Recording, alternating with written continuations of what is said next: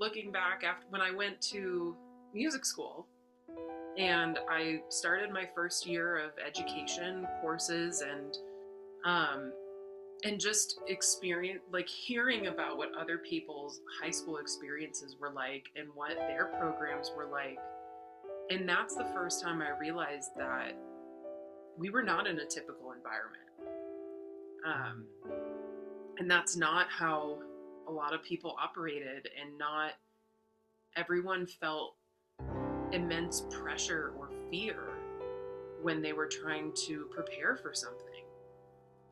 But that's the way that we were kind of coached, was made to be fearful or made to be shameful if we weren't good enough. And that just wasn't a lot of other people's experiences. Hey everyone, Jordan Bianchi here of Aurora Airwaves. Thank you so much for joining me on this episode of the podcast. This week I'm having a conversation with my old friend Emily Campbell. Emily and I played clarinet in band together in high school, and we spent so much of our time involved with the wind ensemble that we were a part of. We had the same private instructor. We sat side by side. We both played the E-flat clarinet, the B-flat clarinet. We were in orchestra, pit orchestra, chamber orchestras. This was a significant place for us where we spent a lot of our time. And so much of my creative identity, my ability to put myself out into the world, see that I could tackle big things, see that I could achieve greatness, and that my creative vision would be supported. So much of that came from being in that environment. I learned how to be a musician. I learned how to put myself out there. I learned how to show up for myself and how to make really great art. When I went on my healing journey a few years ago and began to look at things that were holding me back in my past, I did fall back on this era and certain limitations and frustrations that came from this band and this environment. And when I was starting to understand a lot of things that I had viewed as necessary components about being an artist, being a creative, being a musician, I learned that a lot of them were not necessary. A lot of the fear, the frustrations, the anger that I felt, and the ways that it had shaped my ego were not necessary. And they were not letting my auroras flow. I grew up with musicians. I grew up with art. And I knew what felt really good, but that sort of got lost along the way. During the pandemic, I reached out to Emily, and she helped me unpack a lot of those feelings and validate my frustrations, and help me see that I wasn't alone in how I was viewing the situation.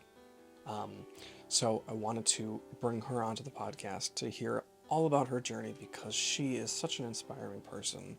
Her career is so inspiring, her energy is fantastic, and I wanted to be able to have a conversation with her and learn all about what she does and how she does it, because she's truly remarkable.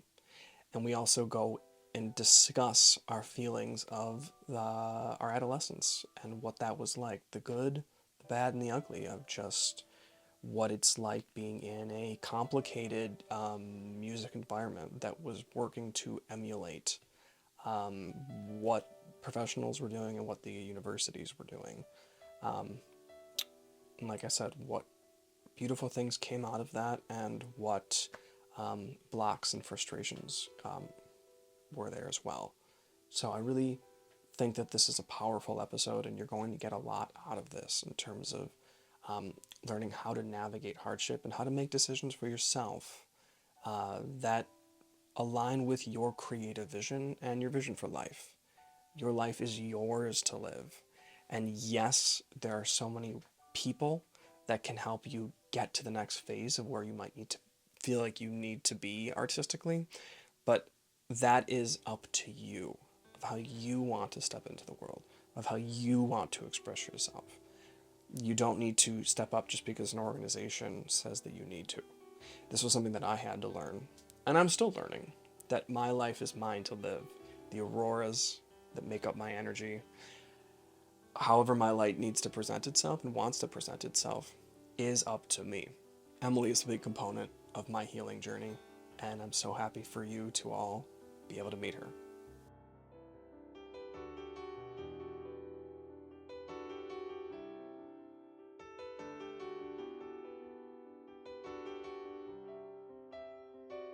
Well, Emily, welcome to Aurora Airwaves. I'm so happy to have you here on the podcast, as well as the drumming circle that we're hearing in the background. What a unique ambiance.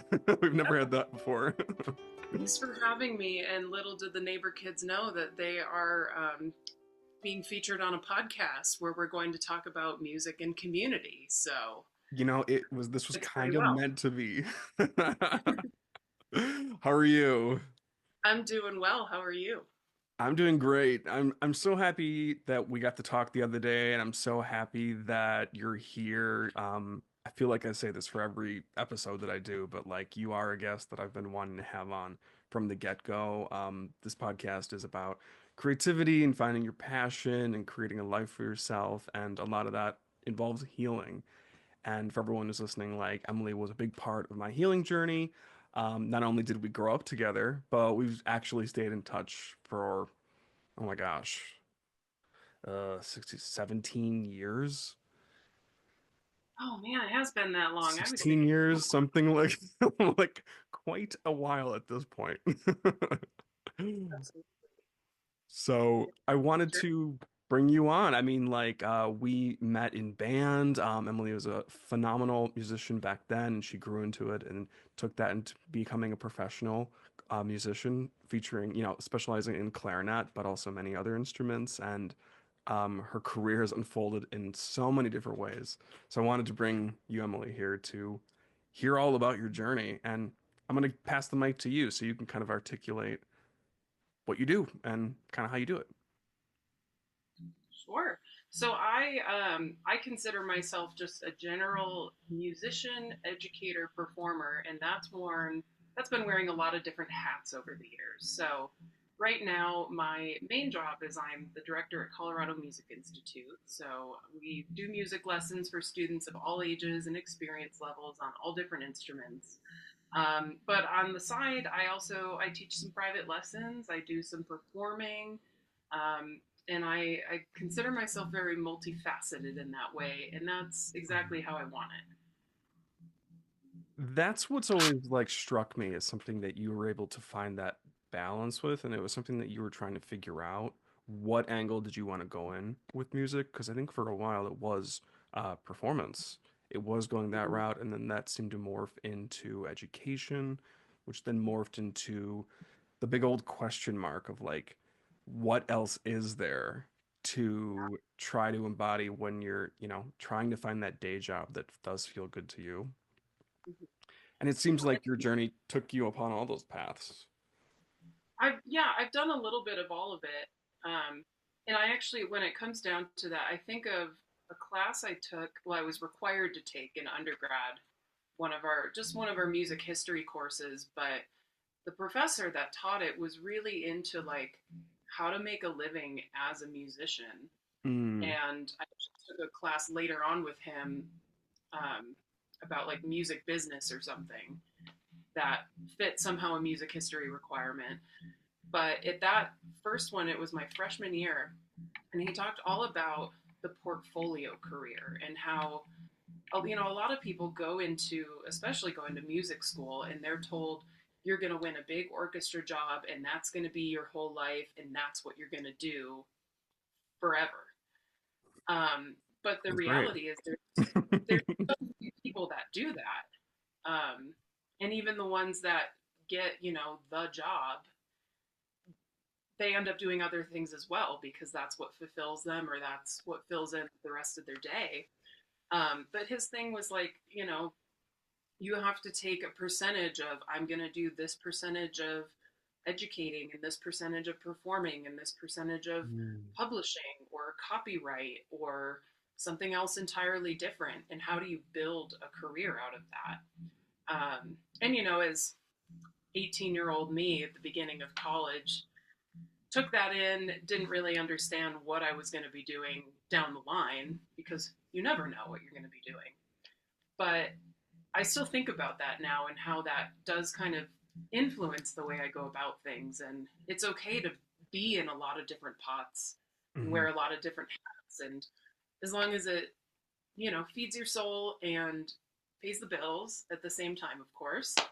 But being able to do that, it fills different parts of me, and that's what I love about it.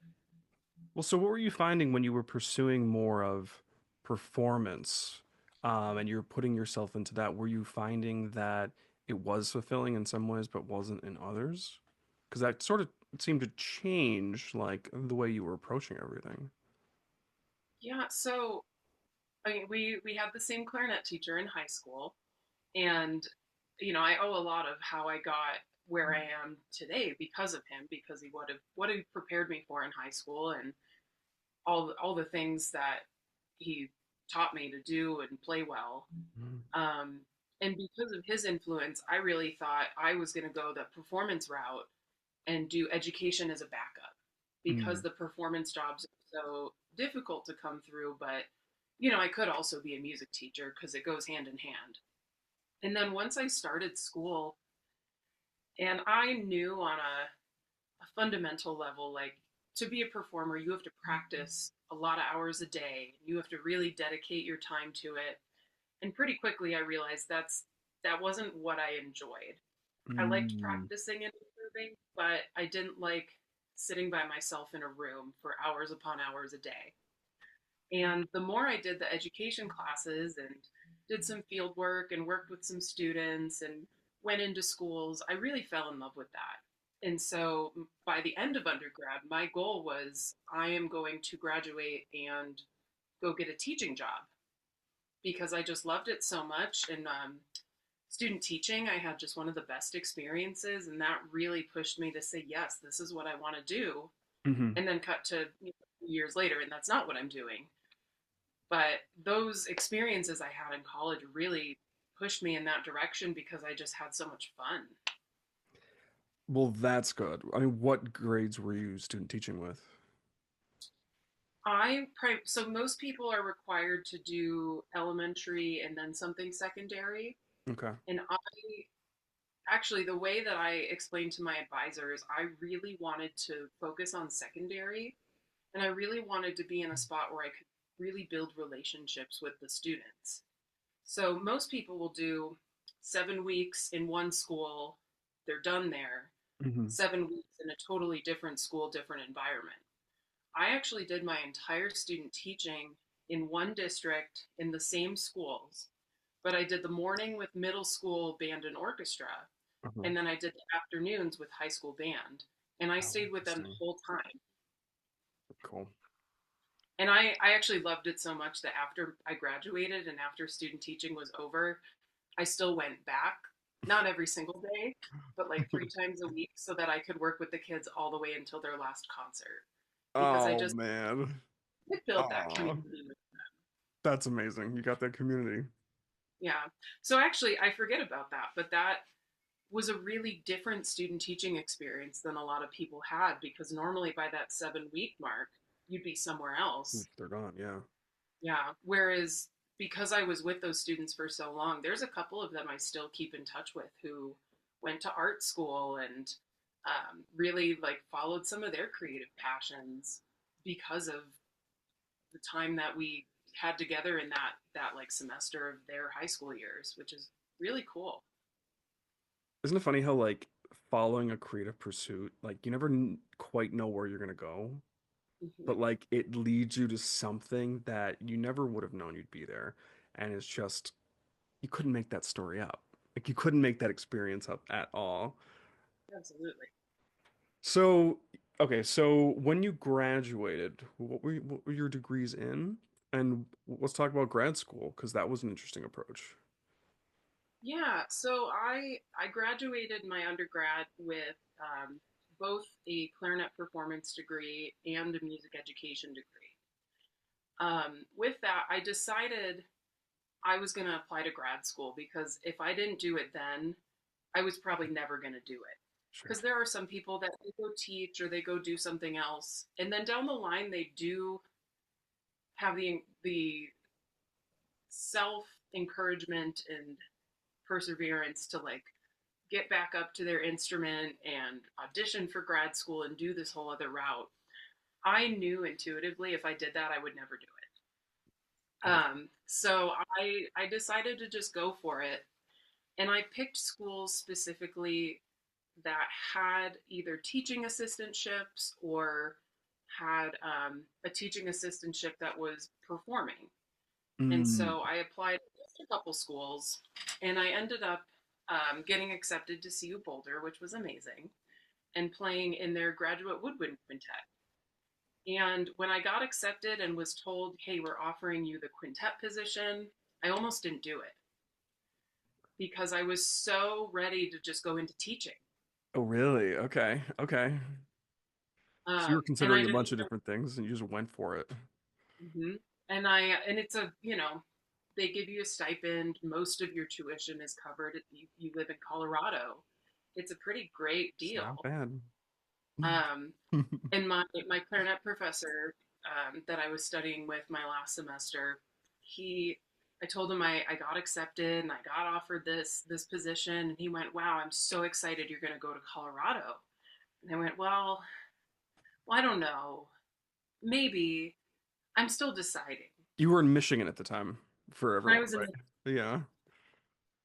but and he just looked at me and said, "What do you mean you're not sure?" And I was like, "Well, I don't know. Like, I love teaching, and I was in the middle of my student teaching at the time, and I Hmm. just I had such a connection to it, and also it's hard to start over in a new place, which is partly why I'm still in Colorado and why I stuck around after Mm. school. After being in Michigan for 4 years, you build up your community and your network, and then to pick up and move across the country, you're starting over. Yeah. And I wasn't sure that I wanted that, even though it was a great opportunity, but I thought about it, and it was what I needed to do. And what I loved about that is I had a really great quintet of people that came from all different life experiences, and we just had a lot of fun together playing music and going to schools and doing some local residencies. Oh, that's And awesome. it was just a great group of people. And I got to do a lot more performing with opportunities that I didn't get in undergrad because I was a Mm. small fish in a big pond. That is a good place to be Hmm. when you can just soak everything up. And probably, Yeah. I don't know, probably hadn't been like that in a while, especially when you go through undergrad. And like then you're that big fish. Yeah. So in undergrad, I was the smallest fish, which was great coming out of high school, where I felt like a really big fish. Hmm. And then you get hit with the real world, and this is what everyone else is like. And at CU, I think I was like a medium fish. There were still a lot of people that were a lot better than me Hmm. and that I could look to, but I got a lot more opportunities than I did at Michigan with performing wise. And that Gotcha. really gave me a different perspective, which, made a big influence in the greater trajectory of where I am now. Well, so I think it's interesting that you kind of had this understanding that you liked teaching, but also that performance was probably not going to be the thing that you did like full time, yet you still went and pursued that degree in that way. Yeah. What was your thinking behind that? I mean, I think it's a phenomenal choice to saturate yourself in an experience, regardless if it's going to be the thing that you do forever. But what was your thinking? Well, I figured that going to grad school for performance was kind of a once in a lifetime thing. If I didn't do it Mm. then, I was never going to do it.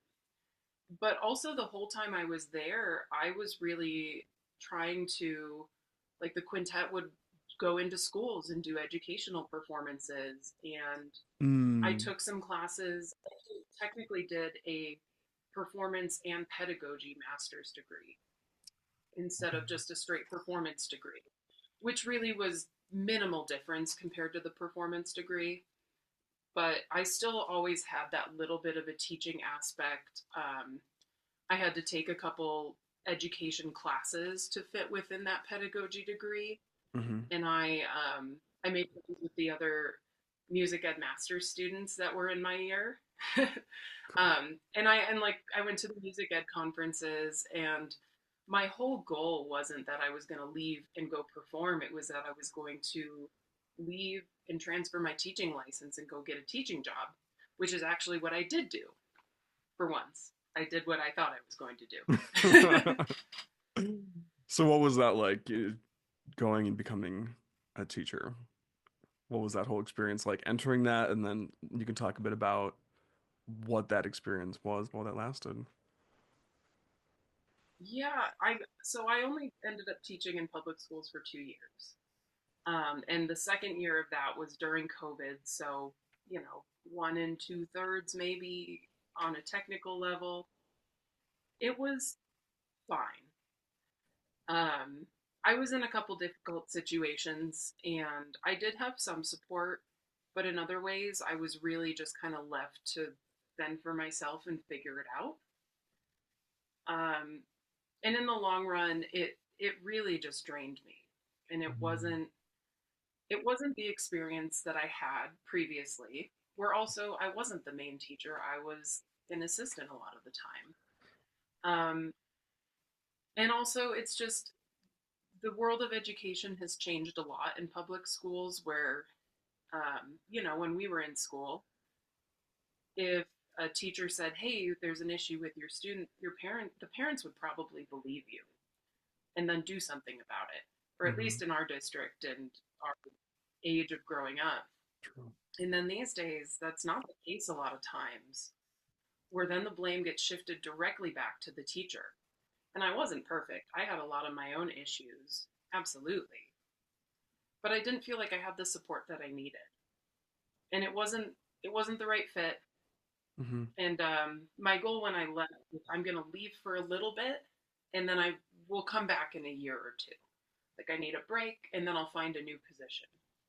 Um, but then after I found my new position, I decided, well, I probably won't go back into the classroom and I'll find my new avenue. But I have a lot of friends that didn't start in the classroom. And over the years, they found that they love being in the classroom and they've made that transition from having just the performance degree to going and doing that accreditation down the line to become a teacher. And now Mm-hmm. they have really wonderful jobs and jobs that they love. So it's just, I think it's situational. Mm-hmm. And I think it comes down a lot to where you end up and if you're in the right place at the right time. Right.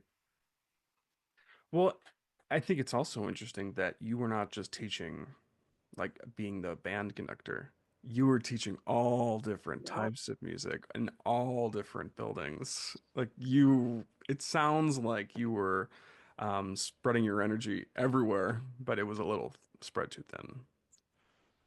Yeah. So my first year, I was an assistant band director, and I floated between different bands every day. But sometimes that meant I was the last minute orchestra sub. They knew better than to ever have me be the choir sub, but I was always the fill in sub for band and orchestra. That's funny. I never did choir. That's okay. But I could lead an orchestra rehearsal and I could lead a band rehearsal at any age.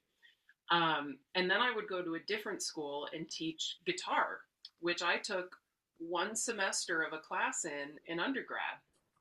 And the goal with that is you stay one step ahead of the students if it's a beginning class.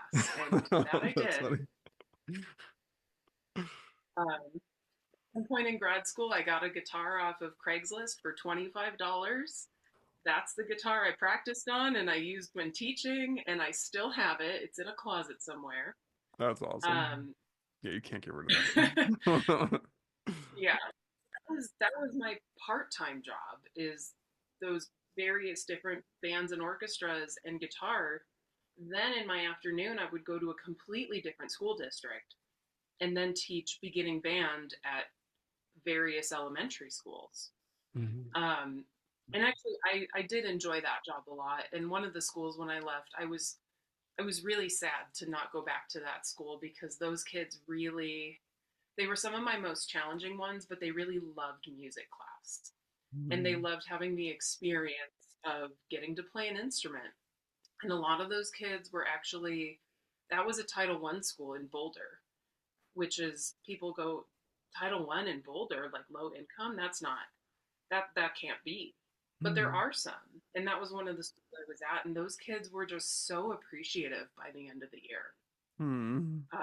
And that was they were so good. But I had a not full time job teaching in essentially five different schools, working with however many kids per week, and my schedule was different every single day.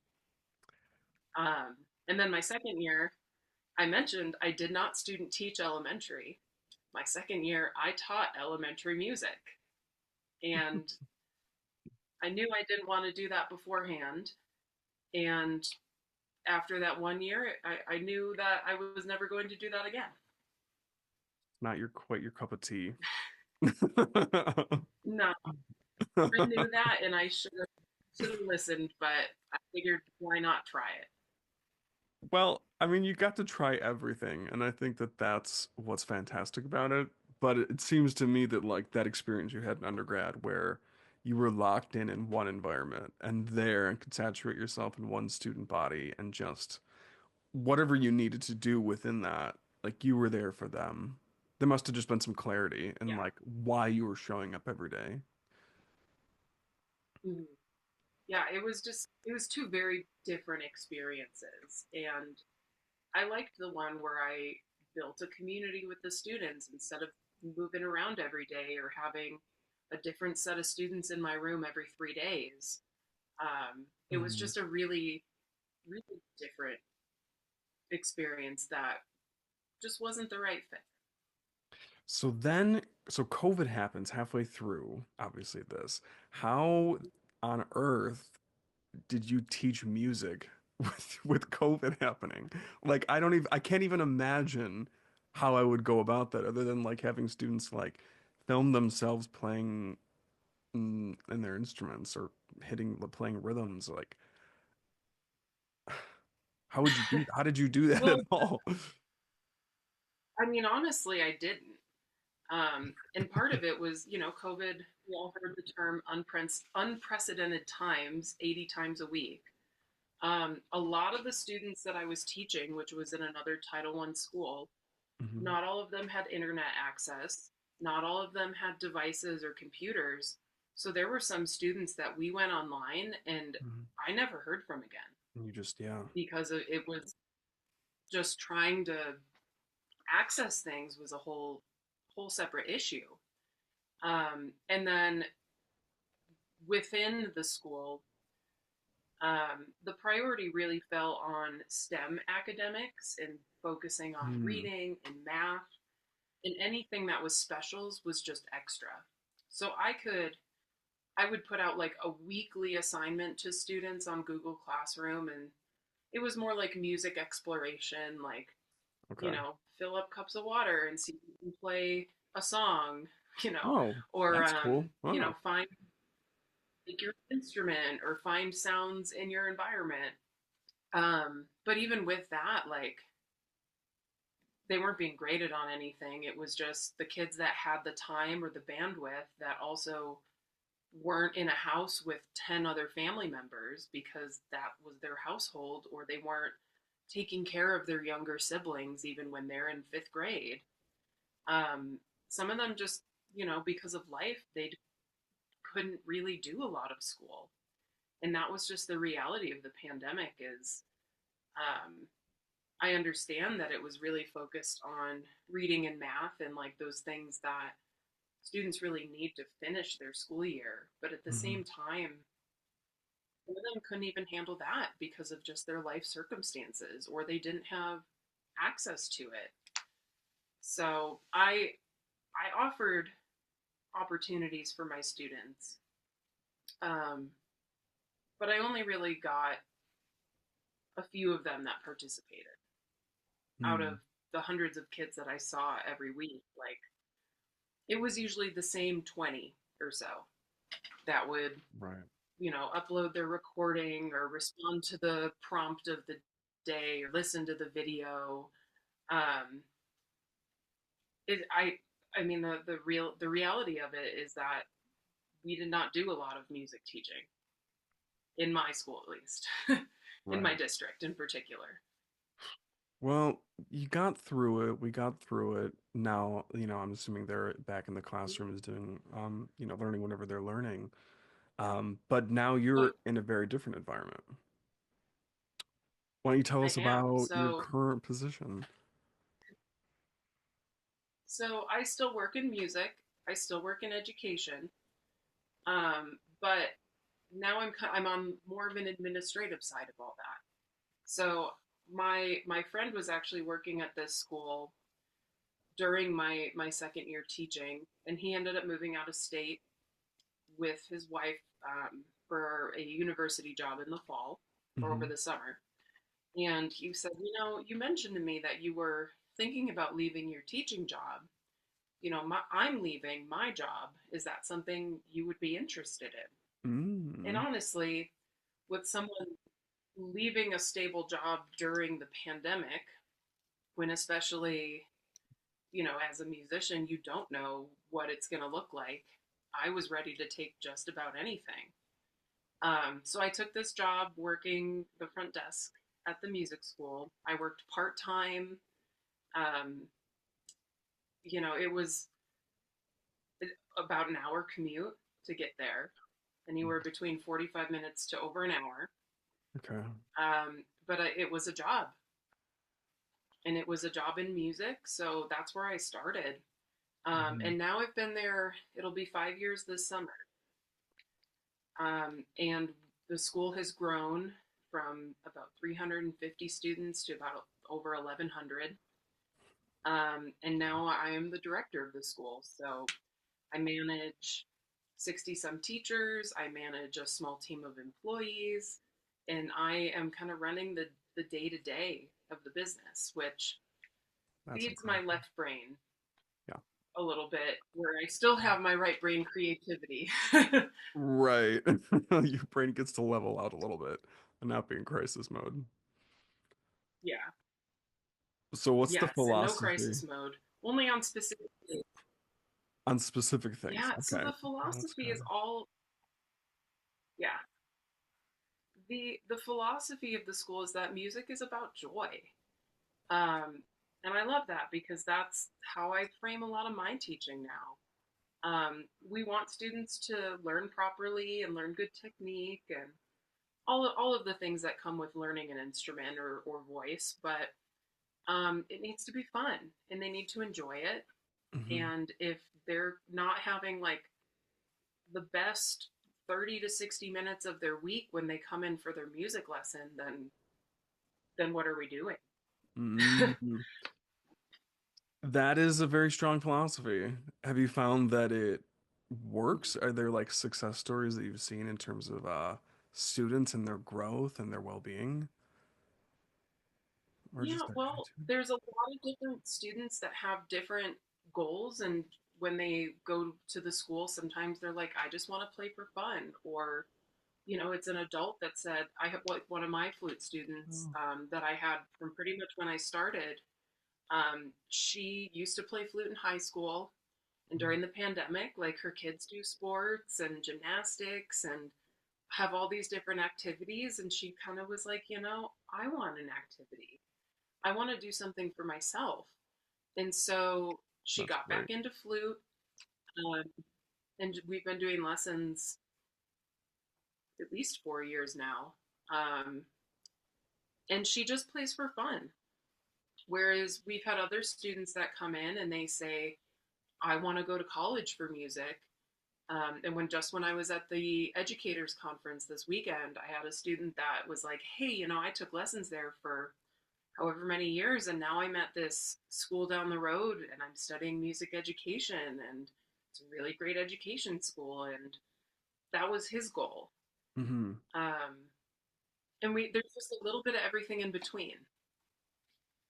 I think that's so cool to have like an academic institution of like not be so rigid in like the specific ages and goals and like places where every person needs to be if they're gonna succeed in the future, like whatever that means. And I think that like in high school, like when we were doing all that and being educated, it was along those lines. Like these are places where you can go. This is the trajectory to move forward. But it's so cool to hear about a facility where you get people of all different ages and goals showing up, and like you guys are listening to them what Yeah. sparks joy for them. And if that's not there, poof, they're going to go. But you've tripled the amount of students. So I think that speaks Yeah. to what's going on. And I mean, like, so is it just like all types of music? Is there like specific instruments or specific like, yeah, like talk about that.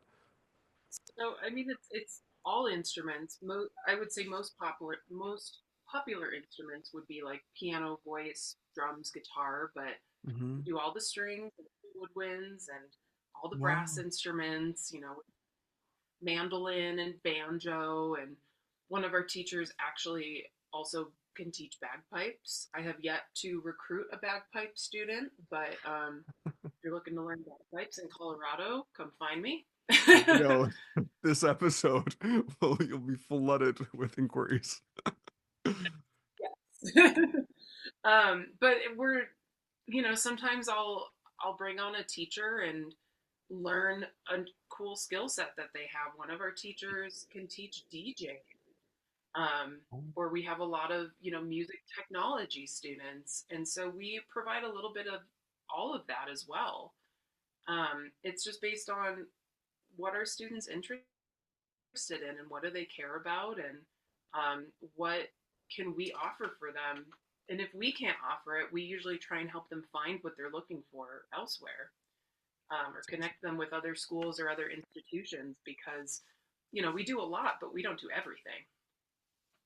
Not yet. Not yet. We're building that. So when you have all these teachers and whatnot, what does that process look like of bringing them on board? From what I understand, a lot of teachers have been there for a long time, but when you're bringing new teachers on, like what are the things that you look for in like how they want to conduct their classes and whatnot, and just their overall demeanor? Sure. Yeah. We really look for teachers that are good people as well as good teachers and musicians. If I don't want to sit in a 30-minute interview with them, someone's not going to want to sit in a 30-minute private lesson with them. Good So point. we hire people that really, one, fit the mission about music being joy and being fun. But we also have a lot of diversity in our teachers in terms of backgrounds and experiences, and where they come from in their musical journeys. Some of Very them cool. have been teaching forever, or some of them, one of the newest teachers I just interviewed, she did music for forever. She has a different day job currently, and she started taking lessons again and went, man, this is really where I want to be. Um, and just doing more music. So she's kind of making that transition out of her other day job and trying to make her life more about music, because that's where her passion is. And it takes time, but if you're willing to be patient and you look for those avenues and opportunities, things they can work out. So you're talking about joy, passion, community, all these positive energies. How would you describe your relationship with the clarinet, but also with saxophone and flute and just the communities that you've built? What does music mean to you in that way? Yeah. This is actually something I really thought a lot about, since we talked last week, but I feel like that's really where a lot of what I do now resides in, is within joy and community. Hmm. I mean, even at my job, I get to work with a lot of awesome teachers that have all this passion and different backgrounds, and we have different jobs and different roles in the company, but just getting to connect with them and chat with them and see what they're up to is really cool. But a big thing that I've tried to make a priority, is just chamber music, and Mm. playing with your friends, playing with people. In grad school, I got to play in this quintet and got paid to do it, which was amazing. And in undergrad, I did a couple junior recitals in particular that weren't my big degree recital, but I did one with an oboe friend of mine, and we had a little reed trio with clarinet, oboe, and bassoon. And we did a whole recital that focused on like some solo pieces, but some chamber music. She was another education student, so we actually ended the recital by switching instruments and playing a duet on each other's instruments. What? um, Interesting. so I have maybe, That's when you know if they're working um, on the reeds or and not.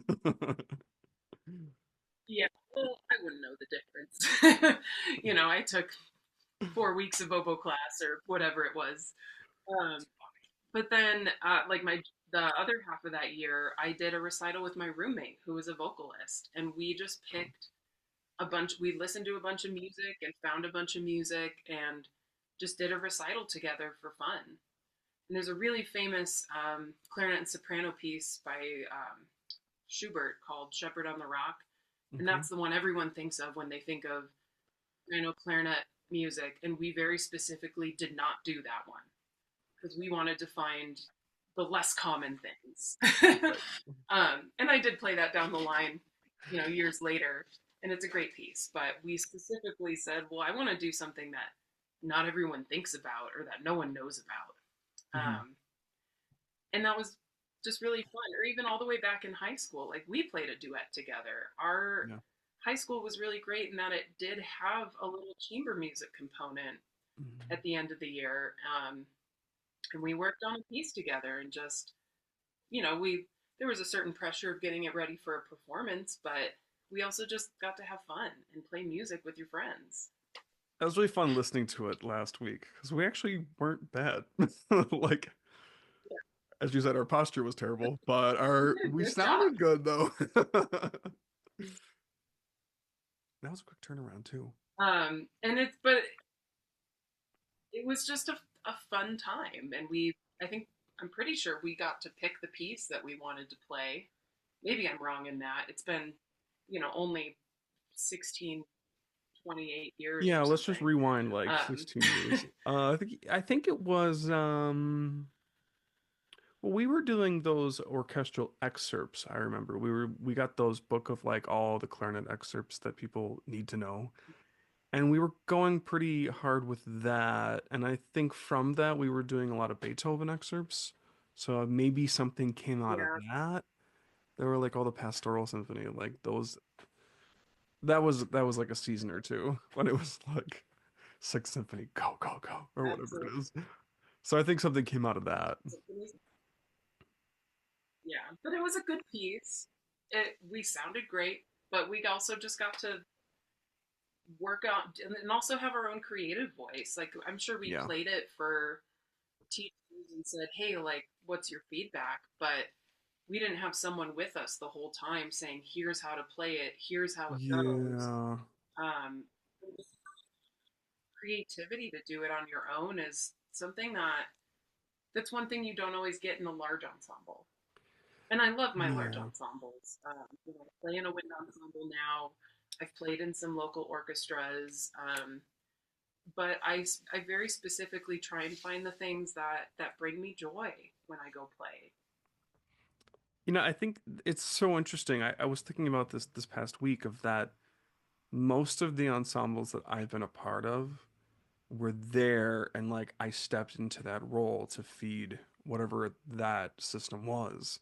Um, and there have been only a few times that I could think of where I've played with someone because I wanted to. And of course I wanted to otherwise, but like we didn't have to, for example, like do that, like the duet, but we chose to, and that made it, unique in that way. And I think that there is something so telling about like your journey and that you keep pursuing these things that no one is forcing you to do. Like there's nothing you have to accomplish. Like, and there's things to accomplish, but there's nothing that you have to do to pass something. Um, like watching you playing the saxophone on stage in the David Lynch-esque, like amazing masterpiece, like masterclass of like a performance, like that is just so cool. And it's so cool over the years to have seen you like that clarinet trio, I believe that you were in. Mm-hmm. Like that was so cool, and it sounded amazing. Hearing like a bass clarinet also like have a voice is amazing.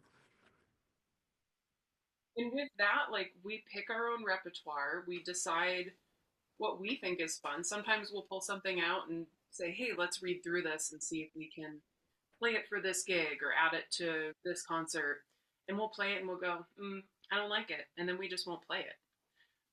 But also, if There there's you a go. song, and I'm not responsible for this because I don't have these skills, but if there's a song where we're like, man, I really think this would sound great for a clarinet trio, or it'd be Mm, really great if we could play this piece, one of my colleagues will arrange it. And so, actually, about half of our repertoire is made up of Cairn music arrangements where, they've taken a piano score and, orchestrated it for a clarinet trio. that's So really we cool. can play the music we love. That's It's, really it's cool. really cool.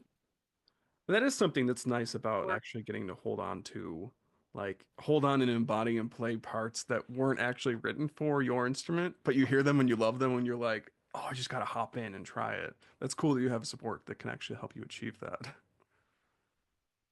yeah, absolutely. And, we do, sometimes we play weddings and we'll ask the people that hire us, like, hey, is there a certain song that you want? Or is there something that's meaningful to you? So in some of the weddings we've done, like we arranged, not me, but the ensemble has arranged the Swan from Carnival of the Animals because that's what Oh, cool. someone wanted to walk down the aisle to. Um, and it's a cello solo with orchestra. Sure, yeah. It works well in a Okay, yeah. That's but it's like, can you do this? just having that ownership Sure. Yeah, I think so. as long as it's attainable, like we've done it. And Yeah. it's fun, and we've done some simple arrangements and some that are a lot more complicated, but if we Hmm. can play it and it sounds good enough with if it makes sense with the ensemble, we don't just do good enough. Right. But if we can make it work. Well, it's so cool to hear about all these different ensembles and groups that you've been a part of and your work and everything. And it's just so funny that like I know it's just so funny that like for so many years I was sitting right next to you in that little band room. Well, it was a big band room, I guess, but like us like geeking out about like what we were learning in our private lessons and what we were trying to like, be the experts in and the immense repertoire that we were given. Like for everyone who's listening, like Emily and I, like as we were joking, like everyone says that like they went to high school, like their band was one of the best in the country. Ours actually was. It was a big thing. It was a very intense thing. And it was just like it was like being thrust into like a crazy AP class as a freshman and hitting the ground running and being treated in many ways like a professional and having that expectation of, music is a really important thing and there's, you know, such a rich history and legacy of music and what that means and it can be achieved. And I think that from little, little 13, 14-year old like us, like we knew about that going in from middle school and we got to participate in a pretty intense and I would say inspiring environment. Um, I think like a lot of our conversations over the years have been um, what were our takeaways from being a part of a very intense program. And I think that um, being able to, Emily, like to hear your perspectives on it and your perspectives of what you've learned through actually like seeing other musicians and stuff, which I didn't have. I stepped away and like, obviously went into film and creative writing. Um, but I think it's so interesting how easy it is to get the ideas of joy and the ego saying that you're doing things right and that you're showing up for something and that you're making something great. Those were lessons that I didn't really understand when it came to me. I knew it before high school, but the more I got into the Sure. intensity of our, department, that got lost and muddled and whatnot until I saw the film Whiplash, and the feelings that I had in that environment all came back. And of like the coldness and the fear and the intensity. And it was something I hadn't thought of in years. And it was all back. And I think at that point, I was gaining awareness of what community is and what feels nice and what is spiritual and inspiring through, the films that I was making and how I was writing things and letting my emotions out and stuff. From because just for the sake of me wanting to see my own stuff out. Um, and I think at that point, that's when the juxtaposition was just really strong to me. So some of our messages, correspondence have been about that. Um, I'm trying to think of like a question that I would like, think about that. But I guess what was your reaction to like me messaging you a few years ago and being like, am I gaslighting myself, or was this actually way too intense for a 14, 15, 16-year old? Yeah. And I mean, I've reflected on this over a lot of years too, and I think it really is a mixed bag. Mm-hmm. Um, because when I look back at those years in high school and kind of what we were pushed to do, part of it I can attribute to where I am today to some of that because it really pushed me to be a better musician and a better player. Um, Mm-hmm. Coming back to the theme of community, I was even just today I was thinking like one of the reasons why I loved being in band and being part of the music department was the community. Because we were all in it together and we were all friends. We went on these trips.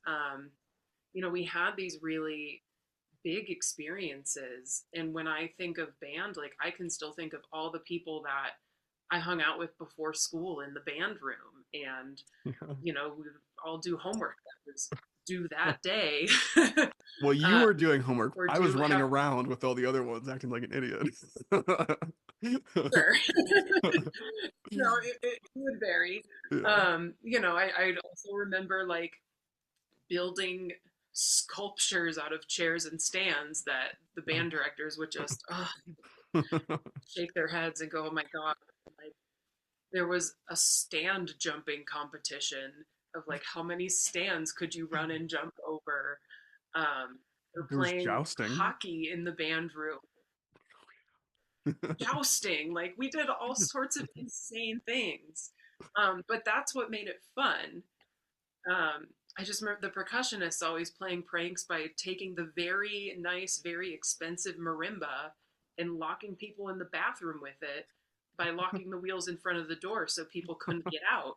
But they also weren't going to force the marimba because they didn't want to damage this very expensive instrument. like we, we just did some high school things. Yeah. um, but also I looking back after when I went to music school and I started my first year of education courses um and just experience like hearing about what other people's high school experiences were like and what their programs were like. And that's the first time I realized that we were not in a typical environment. Um, and that's not how a lot of people operated, and not everyone felt immense pressure or fear when they were trying to prepare for something. But that's the way that we were kind of coached, was made to be fearful or made to be shameful if we weren't good enough. Um, Mhm. and that just wasn't a lot of other people's experiences. And I really started to think about that my first year of college when this was a big part of discussions and just some of our general education courses. Um, but I realized not everyone went my path and had that kind of immediate within the next year unpacking a little bit of that. Yeah. What were the And that's partly responses? what we had talked Well, yeah, and before about. we Go get ahead. to that, like, what were the responses to some of your classmates? Just kind of hearing about, how the different programs were. I mean, that's not something I very specifically remember, but my professors were not geared towards making students who were the best or the best musicians.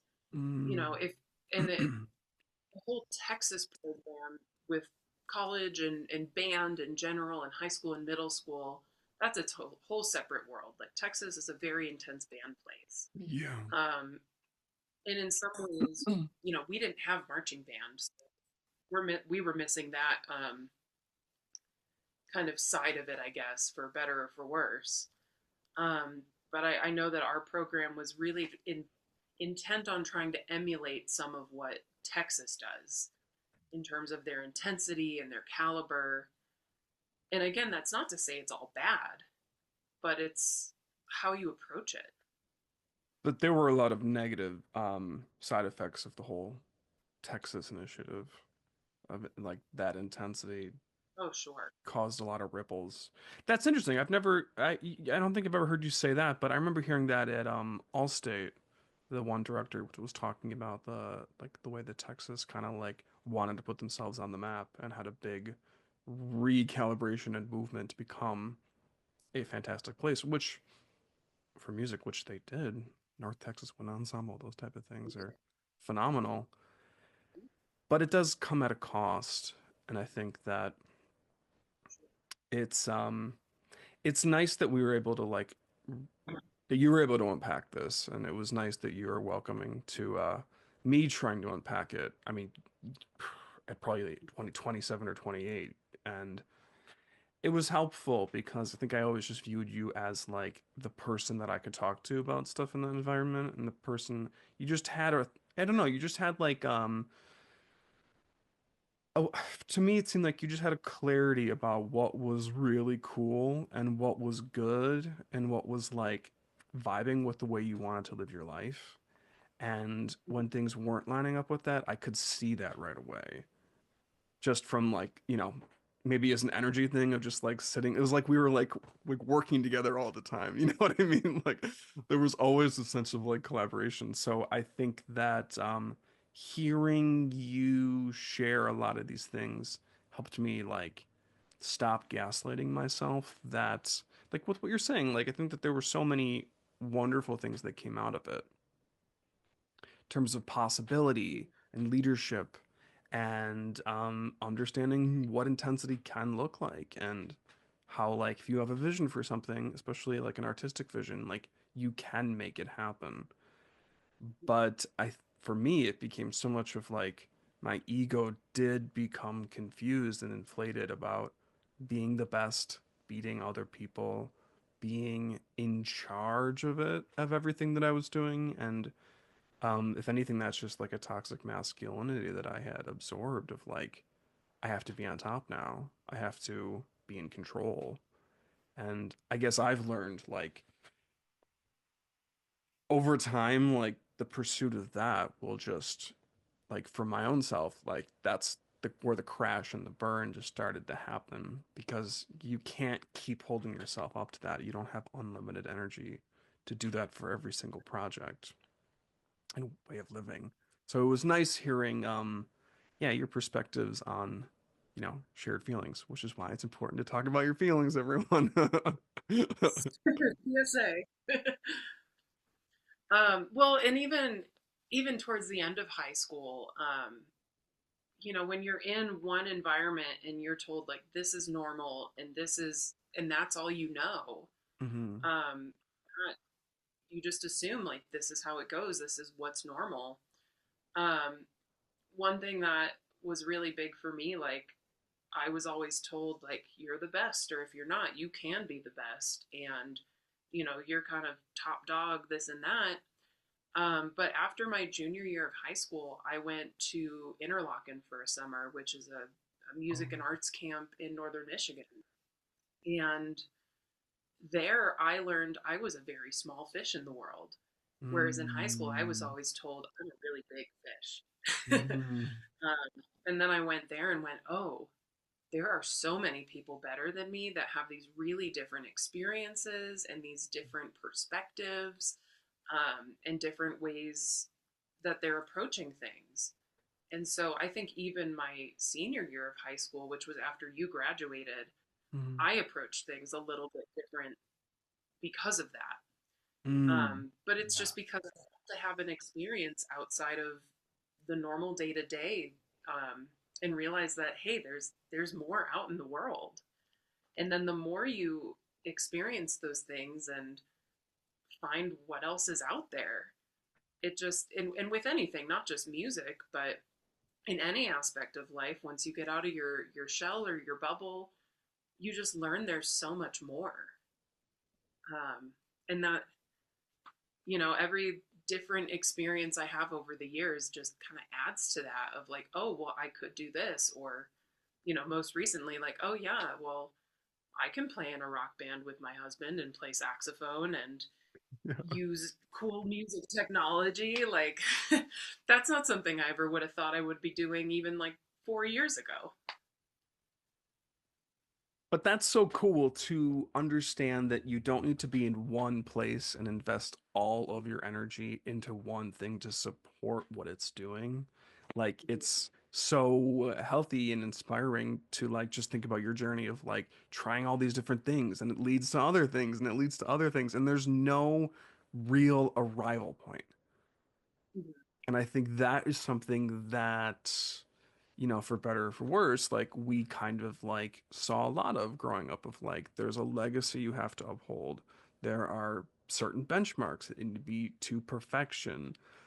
These certain levels of intensity that I think you know, can really warp the way that you view what showing up creatively is for something. Because I mean, now my view of creativity is like we all have so much within us to share, but Yeah. we have that for ourselves. Like, yes, we get to share whatever we're making with other people, but we get to see who we are through what we're creating. And I think that it's very strange showing up for like another organization or a band or something, and you're taught how to emote and how to express. And granted, when you're being taught how to do these things, it is a fine line for sure. But I think that's been my re-education of like trusting my feelings and allowing those to guide me in my creative path rather than Mhm. what are the things that look good on paper that someone of authority says, yes, you've been a, because then you leave that environment and you're like, wait, there's no fear energy that there's no chaos energy that I don't have to control. So, but now I don't have that sense of approval. So now I'm not getting any of this. And then you can easily just keep searching for chaos energy to get that approval, which I did. you know, just goes on and on. That made me think. So I had to start learning at least the basics of all the different band and orchestra instruments in college to be an instrumental music teacher. Hmm. Um, and at this point, I still play saxophone and clarinet, well, obviously clarinet and saxophone and flute regularly. And I play a lot of like pit orchestra or just different genres of music. Hmm. And I love playing instruments that aren't clarinet because I don't have the same kind of pressure, Mm. internally or externally. Even though I have a different approach to clarinet now than I did, say, 10 years ago, um, I still went to school for that and have this internal, like, I have to achieve this level of excellence with that. Right. Whereas with the flute, I've taken a couple lessons here and there. I got a lot better over the last however many years playing along with my fifth grade students so that I could improve with them. Hmm. Um, but it doesn't have the same kind of I have to reach this bar or I have to be as good as I used to be or any kind of other pressure. Like I need to be good enough to play this thing or I want to do this. And I think I told you a couple weeks ago, a couple of my clarinet player friends came over, and what did we do? We played flute duets because we're all clarinet players and we didn't want to play clarinet. We wanted to just play flute for fun because it's Oh, that's different. so cool. But it doesn't have the same kind of pressure associated with it. Um, Hmm. and it's just fun to pick up a new instrument, and it's like when you do something as a hobby and not as your career. Yeah. A lot of people find the creative thing they love and feel they need to make a career out of it, or they're told that they should, but you don't have to. I mean, you still play music and enjoy music, but that's not your career. And Right. that's a really great place to be as well. It is so interesting, like making music these days, because it's just for me. Typically, Hmm. there's nobody else around. I mean, maybe that's something I should like explore playing with people. Maybe this is like a nice little catalyst for that. But like, it is just a fun way to get back in my body, like especially after like a long day of using my Sure. brain and just doing it, sitting at the piano or taking out that guitar and just going wild for a while. Like, it's just an incredible sensation. I'm actually looking to buy like an electric keyboard like with weighted keys so I can just have it here and Sure. play because it just yeah, it becomes play. And I think we forget that, right? That like I mean, you don't I mean, you're learning that too, but like seems like you've actually got that down. Like let's just play whatever. Who cares? That's the thing. Even in our language, we say we're playing music. We're not, I mean, sure, we could be performing music or we could be, I don't know, Well, the excelling, practice of but the general word we use is I play this instrument. It should be play and fun and Mhm. exploratory, not just Yeah. excellence. Well, and that happens though when you choose that thing that you want to be your career and you hone Mhm. in on it and then you start to see, am I that small fish or am I that big fish and what's that sweet spot for you at that point of your life of where you want to be. But I think it is difficult to say like I'm at this place in my career like genuinely I'm at this place. Where do I want to go? How do I want to grow? What things do I actually feel are worth like my growth in the pursuit of it? Mhm. So it makes sense. Like it makes sense to be able to change stuff up. Actually made me think that you brought up language, like it's when people speak different languages, they tend to, from what my understanding, they tend to not have the restrictions or the association that they have in communication, well, that they're speaking with like the language that they grew up with. So like if you Really? are speaking other languages, like there's just a different part of your brain that kicks in and like insecurities might not transfer or things you might say and how you approach things might be slightly different. So I wonder if there's something to that if like, you know, you have studied the clarinet for so many years, then easing into these other instruments, a different aspect of you can kind of shine through that. Yeah. I never thought about it that way. That's I think really there's something interesting. to that.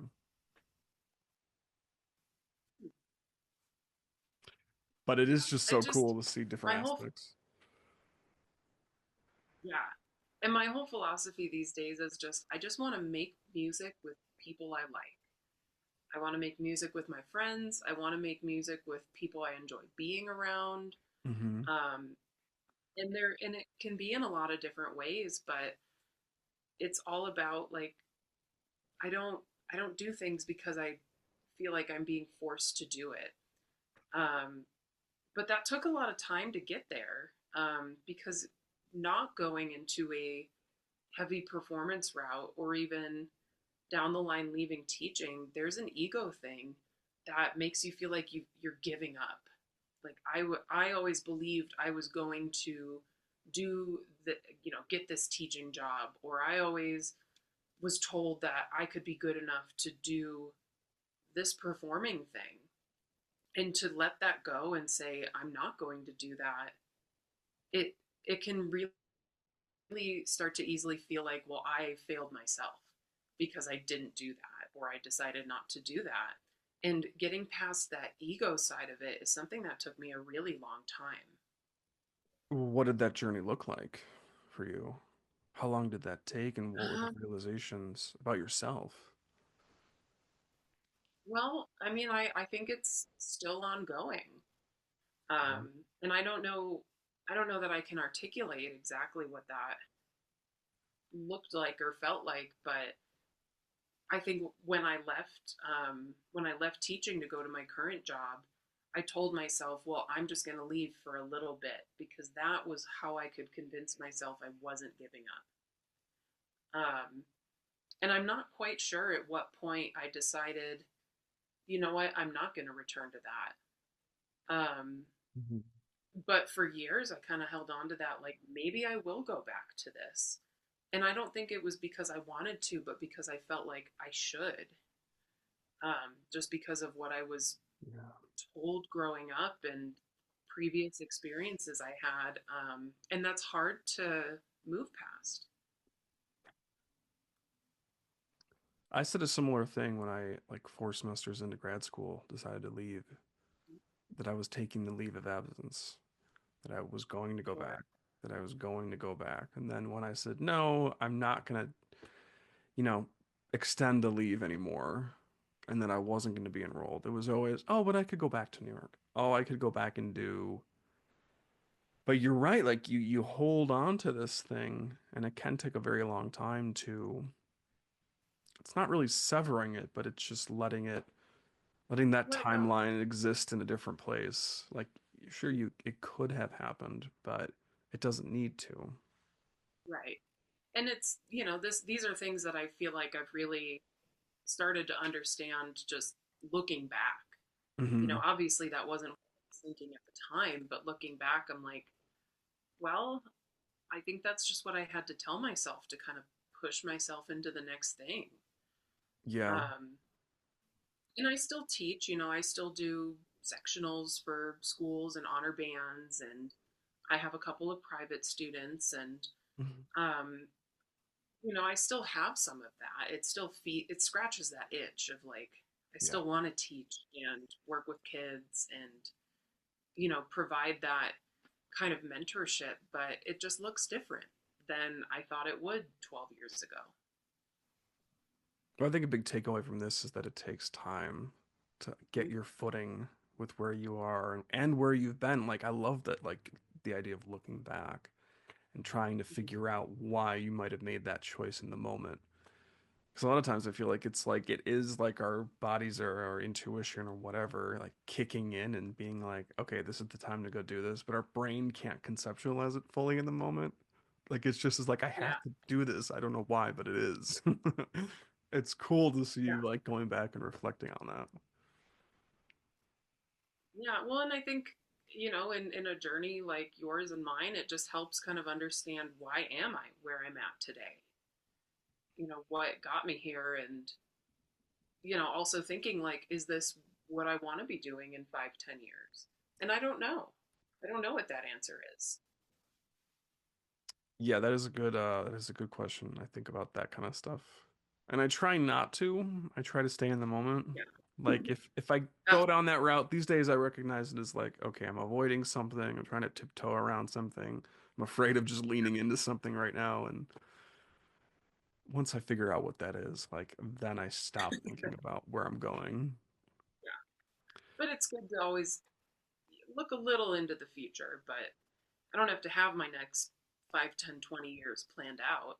Mm-mm. But, you know, it's just something when you're in the present, but you're looking at where you came from and where, you know, do you have a goal or are you looking forward to something or trying to get somewhere? And right now I'm at where I'm at. Well, I mean, that's the other thing that I just think it's so cool with all these different communities that you've been a part of and all these different things that you're doing. I just think it's funny that, like, of course you would marry a musician that you make music with. Like, I'm just like, of course. That is so I cool. mean, his journey was totally different too. I mean, when he was in high school, he thought he was going to be touring with his band, and like he was gonna Um, go like full rock star mode.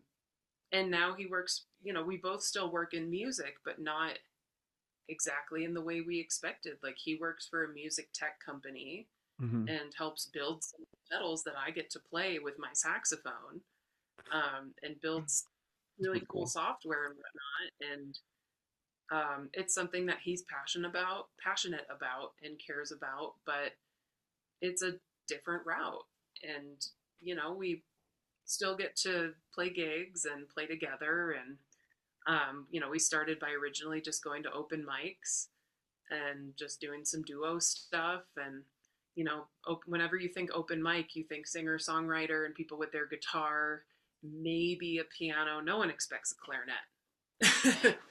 Yeah, that's true. What was that like? Were people Yeah. surprised? My favorite thing is whenever we do open mic or even a gig, if I bring my clarinet and it's not just saxophone, we play a really tight "Friend and Me" duet. The Toy Story song. Oh, that's good. Um, and it's fun to just, we don't announce it or say this. We're going to play Randy Newman now, but just to go right into it, and just to see everyone in the audience just go and have that recognition and go, oh wait, I know this one. Wait, that's cool. I've never heard that live. And I think that's so fun every time, because I just look at the people and go, just wait for that like spark of recognition. That's Um, smart. That's a good way to like if starting off with that rather than yeah, just like what the heck's it's going fun. on. That's awesome. You can't take yourself too seriously in everything. No, you can't. And it's healthy not to. But Yes, oh, most definitely. well, I think that like just to wrap this up, like what for musicians and artists and just anybody in general that are putting themselves out there, they're trying to find their path, they're following their passion and whatnot. I mean, obviously, you have like over an hour of advice that they could soak up. But what are like what would be your anchor of like advice that you would give about following your dreams? Um, I mean, I would say find the thing that is important to you. And for me, it's always coming back to that realization I had where I said, I just want to make music with my friends. And that's really driven the direction I've gone in a lot of, not everything I've done, but in Hmm. a lot of my creative pursuits. And what am I going to prioritize over something else? Um, and looking and going, hey, I in some alternate timeline, maybe I sat in a practice room for 8 hours a day and perfected every Beethoven excerpt and took tons and tons of auditions, but that timeline isn't as joyful as the timeline I'm in now. Um, so I think everybody's journey is different, everybody's passions are different, and what is important to you is everybody's different. Um, and that's how I approach teaching too, is everybody's an individual and you've got to serve what they need at that time. But I think that goes big picture as well. Um, you know what what's important to you, and what is kind of your anchor to guide you in the direction you want to go. Hmm. And that is so vague, but there's no clear answer for anybody. I agree with everything you just said. And so much of it is just knowing that the more you put yourself out there and you listen to what feels good to you, Mhm. things start to click. Yeah, absolutely. Just try things. And if it's not for you, then don't do it again. But it never hurts to try. Well, like for me, that this podcast is a wonderful example of trying something new and seeing Yeah. what feelings emerge out of it. And one of the things I'm learning is what you are learning as well of like it is about community, like at least for my values and what feels good to me, but it is about community, it is about connection. And it's helped, Mhm. remind me like this is like one of the coolest things. Like getting to be with people, getting to connect with people and have, just awesome interactions that feel good. Yeah. Well, and the music world in particular, and probably any other creative field, creative writing or filmmaking, whatever it is, the the network is small. Um, People that you meet once in this project or this gig or whatever it may be, you might run across them in 6 years, and Hmm. maybe there's some other opportunity that comes from that or that you can provide for them. One thing I love particularly about the clarinet community is going to, there's a lot of community around. Like, same thing with like double reeds and, different instruments and things, but there's the International Clarinet Fest that's every year. I've only gone once when it was in Colorado. um, Oh, it moves around. but you Okay. see people from all over. That's cool. Yeah, it moves around. Like, 1 year it was in Ireland and Belgium. I think this year it might be in Texas. Wow. A year or two ago it was in Colorado, because it is international. Um, but then also Colorado has what's Colorado Clarinet Day, and it's just clarinet players from all over the state that get together and go to like master classes and recitals and just That's really cool. reconnect with people. And I love that. I love that community aspect. No. Well, And not, I think there is that in every field, but I feel like it's really special, especially with clarinet. Probably well, biased. that's a great reminder to me of just like jump into communities and pour yourself into it and don't be afraid to Mhm. meet all of those that are around you because it's only going to benefit you. So you Absolutely. can saturate in And that it's joy. not always self-serving, benefiting someone else too. That's true. Yeah, that's true. I think I forget about that sometimes of like, the years of learning a craft and yes, you can share that. Like it and that will benefit someone. And then I mean, you've seen this through teaching, I'm sure, like something that you take for granted or something you just haven't thought about in a very long time or like some little idea about something that you're trying to communicate. You see that little thing that you shared it Mhm. and then it clicks. That's like for me teaching, like that is so Yeah, cool when I get to see that of like, oh, I gotta just back it up a lot. It's kind of like a gratitude practice mhm. in a way of like saying the little things are the beautiful things. I mean, everything's beautiful, but can't Yeah, overlook that stuff. absolutely. Well, Emily, thank you so much for being here. This is so exciting and just a joy to have you here, just sharing everything and being you. Thank you. Yeah, thanks for having me on. This was great and great time to reconnect too. Where can people follow everything that you're doing, all your music endeavors? What should we follow? What should we Yeah. check out?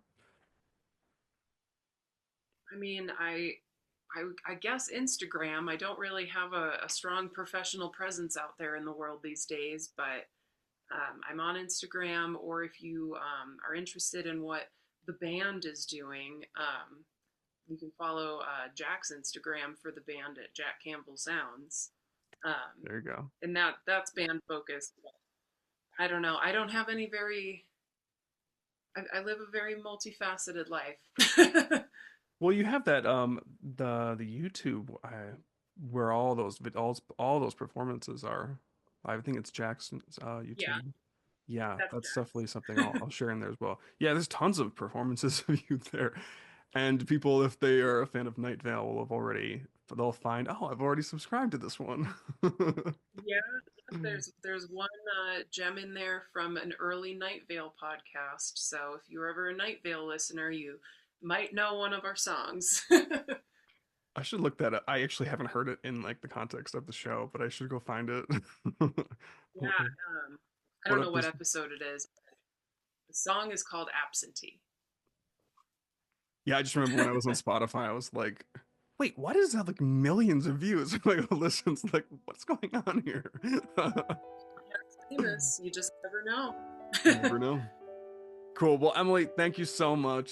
Again, so great having you. We'll have you back Yeah. in the future. All right. Sounds great. Thank you all for listening to this episode of Aurora Airwaves. Please like, comment, subscribe, follow the show on Apple Podcasts, Spotify, and YouTube. Like us on Instagram, give us a follow, and let us know what you resonated most with in this episode. Let's all grow together. Thank you so much for being here, and we'll see you next time.